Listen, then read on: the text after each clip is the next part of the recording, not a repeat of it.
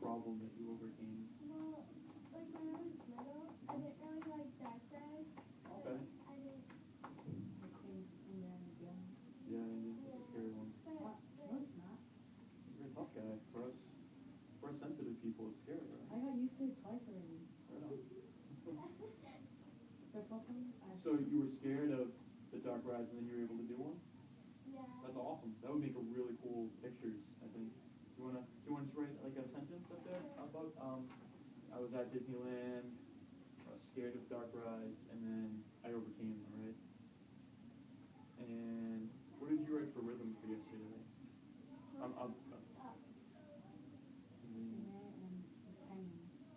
Oh right, so like the right. You wanna describe to Nicole, paint a picture for her. How does that rhythm work in your story? First, tell her about your story. my story is about my judo tournament. Right. And how does the counting work? How does the rhythm of the counting work for your story? The timing, like when it end start to win. Okay. Right. So like 5 minutes, 4 minutes, something. That's awesome. And I think that you could do a really cool drawing with that. The numbers floating above your head or something like that. And now my favorite ride is talking and screaming. It goes really fast. Oh man. Like that California You're tougher than me. I would never do that. Scare me too much. So are you done with that sentence, Nicole? Are you still writing? Okay. So what's the next one after rhyme?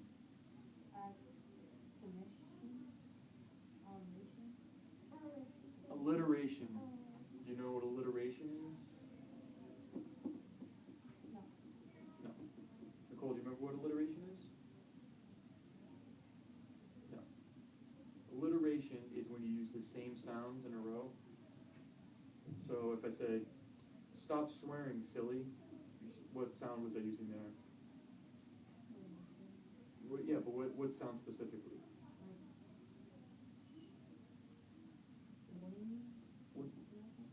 Yeah, definitely warning, but like the sound was the S, right? Yeah. Stop swearing, silly, right? The S is, so we want to think of, so what's an alliterative sentence you could use in your story? It doesn't have to be S sounds either.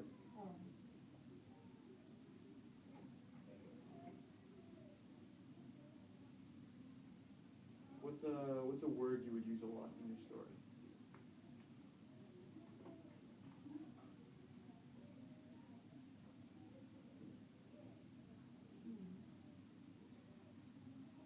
Well, just describe your story to me just using individual words. So don't say I was at a judo tournament and it was scary and I was nervous, but just say words like nervous, upset. What are some of those words? Fun for yours, right? Cool. Maybe write those under your alliterative piece. Just write the word fun. Scared, okay. Write scared.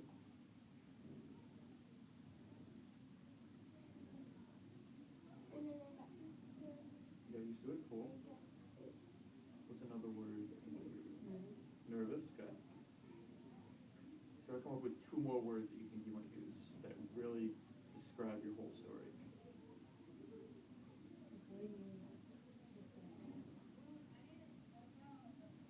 Like if I was telling the story of when I was in high school, I played basketball and we had a free throws.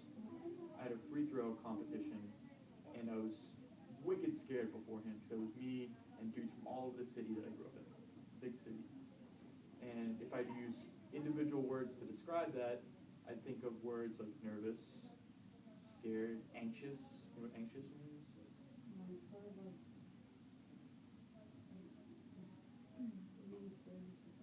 Yeah, it's sort of like scared. It's a little less frightened. It's, you know when you're nervous and you like move around a lot, you sweat. Anxious is a word I would use, and also excited. So those are all words to describe my situation, right? Without telling you the story, I could just say I have the story where I was excited and nervous, scared. So think of words like that you might use. Like you did real well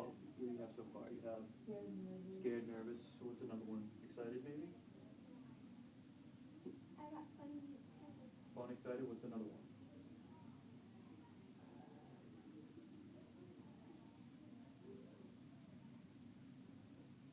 Ooh, how did you feel? Why were you scared of the dark rides? Because they're dark and you don't know what's gonna happen next. Right. In the dark. So dark might be a word, right? Dark is a great alliterative word. There's so many cool words that start with D. So let's think That of. was what I used to write on something. Oh yeah. So let's think of some words that start with D that we could use with dark. A duck was in my way. A duck? I don't know if we'd say duck. Well, let's see. Just say words that start with D. Describe. Describe. Describe might be a good one. Describe dark.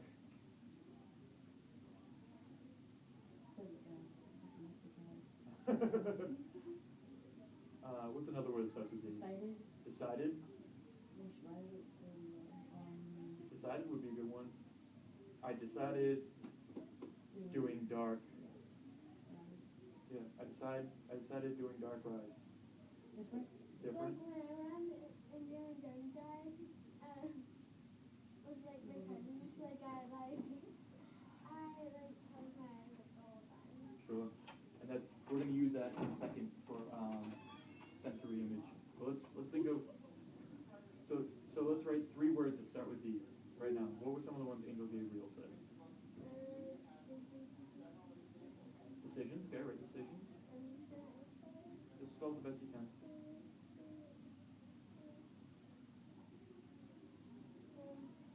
Oh man, we don't want to do that to him, right? Let's focus, please. Okay. So let's keep writing decisions. DEC. Wait.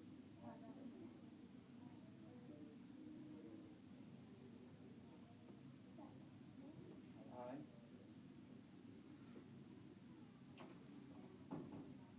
Shins. XION. So let's start thinking of some alliterative words for you, Angel Gabriel. So out of those words you have so far, what do you have? You have excited, scared, what was the other one? Nervous. Nervous. So which one of those do you think might be a good word to start with? We're just brainstorming, right? We're just trying to think of ideas. So maybe excited might be hard, right? There's not a lot of it sounds. But nervous might be good. Nervous or scared might be good. So which one do you want to start with? Nervous or scared? Scared. Scared. So what's some S sounding words? Sad. No. Sad? Sad. Sad's one? Just start writing them down. Sad. Silly's a good one. Scary. Well, we already have scared. Sad.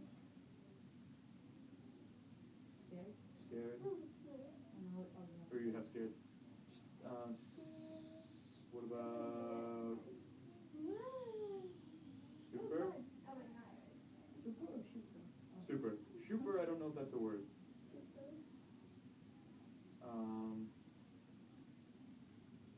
Try to come up with 2 more S words on your own. See what you can do. Anything that starts with S. While I do that, Nicole and I are going to think of 2 D words. So, dark, decision. What's another D word? Anything that starts with D.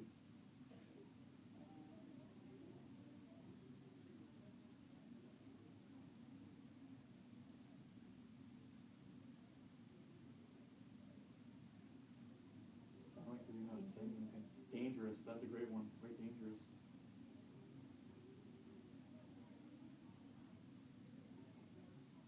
What about an S word? Give me a good S one.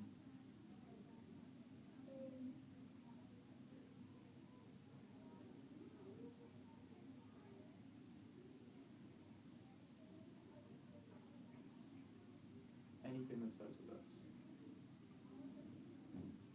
Soup. Really, anything. Any word that starts with S.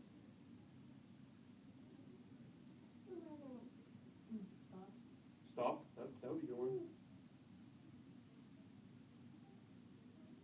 You could write, I was scared, silly, stopped. If silly's a good one. So what's another D word? Hello, this is my strategy implementation reflection. This time it's for a writing instruction that was done in small group. I developed a graphic organizer an upcoming assignment where students are creating their own picture book, and the emphasis on the picture book is with students using sensory details, certain literary devices, which I've talked about previously in the semesters, in the telling of a story where there was a problem that they overcame. The two students that I recorded with, because not all the students that needed this graphic organizer, I ended up giving it to 6 students. The other 4 didn't have their permission slip signed to be videotaped. So I brought these 2 students separate and talked them through the graphic organizer. And the graphic organizer were designed with student engagement and students working together to help each other to satisfy the graphic organizer. So what I did was I took the different things that needed to be in the book. There was rhythm, there needed to be personification, there needed to be sensory detail, there needed to be and there needed to be a plot structure similar to free text pyramid, simplified versions of free text pyramid with the main bends, the exposition, the climax, resolution in the picture book. So the particular challenges of implementing the strategy was the population it was designed for. When you watch the video, you notice the female in the video has an incredibly hard time focusing, and that's why it's broken down. Instead of having her think of the whole entire arc of her story and trying to implement, say, personification in, what we did was we identified instances of personification ahead of time, so when she goes to draft, she already has these very specific things, the things that she's being graded on, already identified, so she just has to organize them in a logical sequence. So the main challenge was, in both students, but particularly the female student has a really hard time focusing. You'll notice several times I have to redirect her and continue to redirect her. Actually, the male student was very helpful in supporting me and helping her focus, giving her a lot of positive feedback in what she could be working on. I was very excited for him because he's actually to this point done no major assignments in the class. So this would be the first one that he's completed. At this point, with the help of this graphic organizer, he's done a draft, and the final drafts are due next Friday. The strategy can be used in the future. I mean, really, the strategy is combining peer interactions with the graphic organizer and trying to extract some of the very specific things from the rubric, simplifying the rubric into a graphic organizer to help students satisfy those things that are in the rubric. So this really could be used anytime that there's a rubric for special needs students, in that it's very easy to create, so it can be continually retooled to fit the assignment, and it's very applicable to the students who might otherwise not engage with what the rubric is asking for. This strategy supports academic language development to the point that the rubric calls for academic language. In this instance, students are doing things like synthesizing a very detailed story into a very short representation of that story. So we didn't, because of where these 2 students are, I didn't use the academic words, synthesize, or identify, but what we did was we modeled those skills so they have a pool of knowledge with these academic language that they can hopefully draw from later, but with students who have more abilities and more things that they can call on from their past to help support them. This can really support academic language, because you can, like I said, very easily retool this graphic organizer to extract what you want out of the students. So the academic language can be as detailed as you feel comfortable asking the student to identify. The student's response to the strategy was very positive. I only videotaped one day with the strategy. The second day, both students came up to me in the morning, asked me if they were going to continue to work with me through the strategy. And the second day, I really only sort of mediated their involvement. They really supported each other, particularly the male student supporting the female student. It wasn't totally even, but she also provided really good insight for him, particularly with some of the sensory details. His story dealt with his first, I think, karate tournament, and she provided some sensory details with the smells and things like that the second day to add to the ones he'd already identified the day previous. What the strategy helped accomplish is that it brought students closer to finishing or engaging with a very major assignment that their grade. A good portion, I believe 20% of their grade is for major projects, and this is one of two major projects, or three major projects for the semester. So it helped bridge a very unpolished, undeveloped beginning to the assignment, with students sort of talking to their peers about what they might write about, what they might not write about, to having things that they can actually take and put into their stories. I need personification, and I already have personification identified in my graphic organizer. I can now put that into my draft. So I think this is a very strong strategy, again, because it's very adaptable. It breeds academic language and higher order thinking as much as you feel comfortable for that student, and it also helps build classroom equity in that the students are supporting each other, they're getting help that they're not used to getting, so that they're more engaged with the assignment, and hopefully, with the male student, he'll turn in his first major assignment for the year, which could be the difference between him passing or not passing for the semester. So I'm very excited about it. And that's it. Bye-bye.